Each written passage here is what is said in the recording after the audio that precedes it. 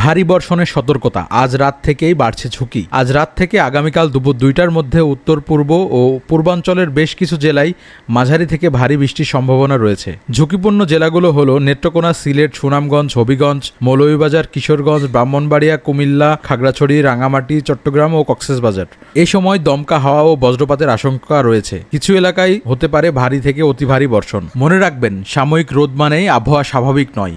হঠাৎ করেই আকাশ কালো হয়ে নেমে আসতে পারে বৃষ্টি। আগামী 2 দিন বিক্ষিপ্তভাবে মাঝারি থেকে ভারী বৃষ্টিপাত চলবে, তারপর মিলতে পারে সাময়িক বিরতি। ঢাকাতে আগামীকাল সকাল 11টা থেকে বিকেল 5টার মধ্যে মাঝারি বৃষ্টির সম্ভাবনা রয়েছে। এই মুহূর্তে শুধু কক্সবাজার এলাকায় বৃষ্টি হচ্ছে, দেশের অন্য জায়গায় আকাশ প্রায় মেঘমুক্ত। তাই আবহাওয়া বুঝে বের হন, বজ্রপাত থেকে সাবধান থাকুন, নিরাপদে থাকুন। আপনি যদি নিয়মিত আবহাওয়ার খবর পেতে চান তাহলে আমাদের এই ইউটিউব চ্যানেলটি সাবস্ক্রাইব করুন এবং আমাদের ফেসবুক পেজটি ফলো দিয়ে আমাদের সাথে থাকুন। আপনি কোন জেলা থেকে এই ভিডিওটি দেখছেন কমেন্টে জানিয়ে দিতে পারেন।